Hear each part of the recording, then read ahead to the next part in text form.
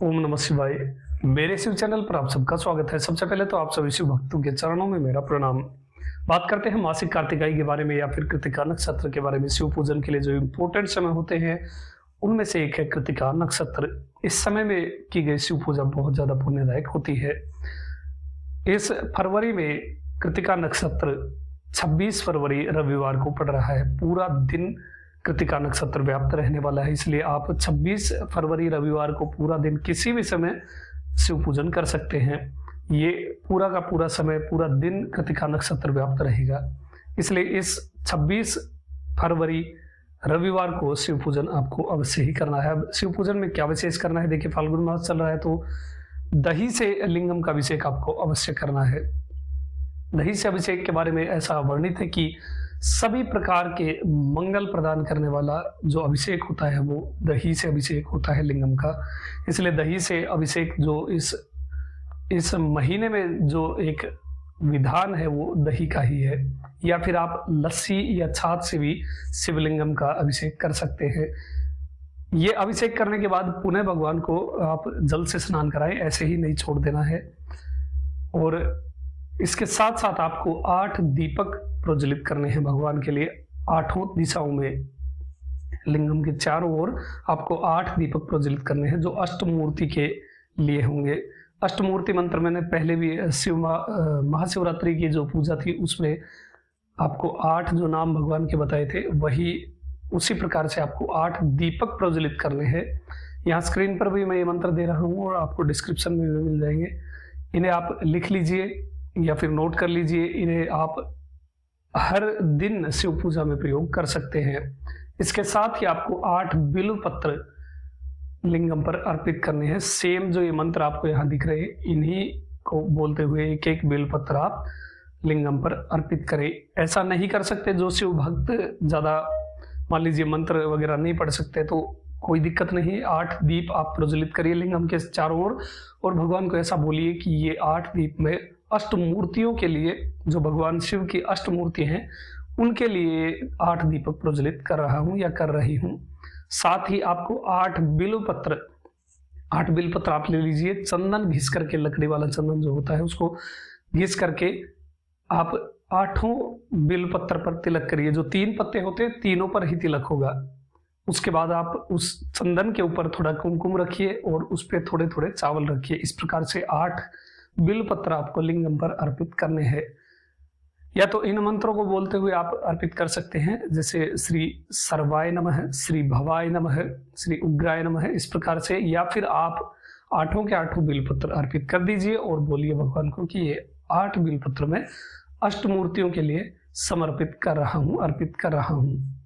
इस प्रकार से आपको भगवान की स्तुति करनी है और प्रार्थना करनी है। साथ ही जो शिव भक्त संस्कृत पढ़ सकते हैं वो पंचलिंग स्तोत्र का पाठ अवश्य करें। इस जो विशेष कृतिका नक्षत्र है इसमें पंचलिंग की स्तुति आपको बहुत आवश्यक रूप से करनी है। और जो शिव भक्त पूरा स्तोत्र नहीं कर पाते उनके लिए मैं 5 मंत्र यहाँ दे रहा हूं।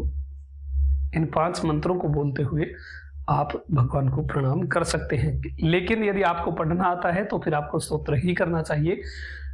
समझ में नहीं आता या उच्चारण में दिक्कत हो रही, कोई बात नहीं है, धीरे धीरे आप करेंगे तो आपका पूरा का पूरा ये अपने आप ही सुधार हो जाएगा। उच्चारण में अपने आप ही आप इसे बोलने लगेंगे, क्योंकि प्रैक्टिस मेक्स परफेक्ट। तो आप धीरे धीरे अभ्यास करिए और अपने आप ही आप ये सब चीजें सीख जाएंगे। ऐसे पैनिक होने वाली या टेंशन लेने वाली कोई भी बात नहीं है, धीरे धीरे आप करिए। हम अपने स्वामी के लिए कर रहे हैं, भगवान के लिए कर रहे हैं, तो इसमें कोई दोष या दिक्कत वाली बात आप अपने मन में बिल्कुल भी मत लेकर आइए। हम कोई काम में प्रयोग के लिए नहीं बैठे कि हमें तो इतने दिन में ये दे दो या फिर ये दे दो, ऐसा कुछ भी हम भगवान के लिए नहीं कर रहे हैं। हम भक्ति भाव से कर रहे हैं, तो जैसा भी आप करेंगे वो स्वीकार करेंगे। इसलिए ऐसा कोई भी भाव मन में मत रखिए कि आपको दोष लग जाएगा या फिर उच्चारण में गड़बड़ हो गई तो भगवान रुष्ट हो जाएंगे। भगवान कभी भी रुष्ट नहीं होते हैं। एक छोटे बच्चे को जो बिल्कुल अभी बोलना नहीं जानता, वो तुतलाता है, तो उस तुतलाते हुए बच्चे को देख करके उसके माता पिता प्रसन्न होते हैं, ना कि उसको डांटते हैं। यही हमारे स्वामी भगवान ऐसा भाव भक्त के लिए रखते हैं। तो ऐसी टेंशन बिल्कुल भी मत लीजिए, जैसा आपसे उच्चारण हो वैसा आप स्तोत्र का उच्चारण करिए और भगवान के समक्ष एटलीस्ट प्रयास तो करिए, आप दिखाइए तो कि आप भगवान के लिए कर रहे हैं, तो उन्हें अधिक प्रसन्नता हो। अब बात कर लेते हैं नैवेद्य के बारे में। इस कृतिका नक्षत्र पर हमें नैवेद्य क्या अर्पित करना चाहिए भगवान के लिए।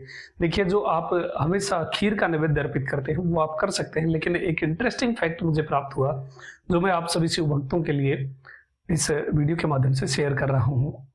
आप ये भी आप ट्राई कर सकते हैं, और खीर का यदि आप नैवेद्य अर्पित करना चाहते हैं तो वो भी आप कर सकते हैं। देखिए, माणिक वासगर जी ने जो भगवान की हमेशा स्तुति करते थे और सीधा उनके सिर पर चरण रख करके भगवान ने उनको दीक्षा दी थी, वो भगवान शिव के लिए गीत गाते थे।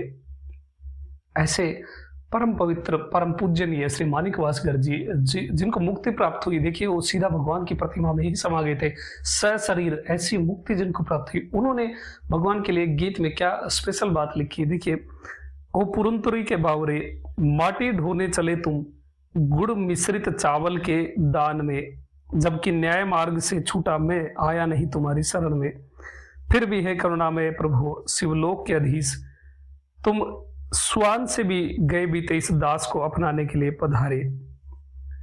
अब ऐसी इतने भावपूर्ण बात इन्होंने की, किंतु एक हिंट भी यहां पर दे दिया, माटी ढोने चले तुम गुड़ मिश्रित चावल के दान में, यानी एक भक्त, एक शिव भक्ता थी, उनके लिए भगवान शिव माटी ढोने लग गए थे, वो भी केवल गुड़ मिश्रित चावल के लिए। तो ये भी एक आप नैवेद्य भगवान के लिए अर्पित कर सकते हैं, और हो सके तो आप शिवलिंगम के समक्ष जब आप गुड़ मिश्रित चावल का भोग भगवान को लगाएं तो उस समय आप भगवान को थोड़ा याद दिलाएं कि आपने एक भक्तिन के लिए, एक भक्ता के लिए आपने माटी ढोई थी। ऐसे ही हम पर भी आप कृपा करिए, हमें भवसागर से पार करिए, ऐसा आप भगवान को उस प्रसंग की याद दिला सकते हैं, और गुड़ मिश्रित चावल का नैवेद्य आप लिंगम पर अर्पित कर सकते हैं। और जो शिव भक्त खीर का भोग अर्पित करना चाहे वो खीर का भी कर सकते हैं, जैसी आपकी इच्छा हो वैसा आप कर सकते हैं। तो ये थी शिव पूजा कृतिका नक्षत्र के लिए। वीडियो कैसी लगी आप मुझे कमेंट में बता सकते हैं। आपका दिन शुभ हो, महादेव कृपा करे। ओम नमः शिवाय।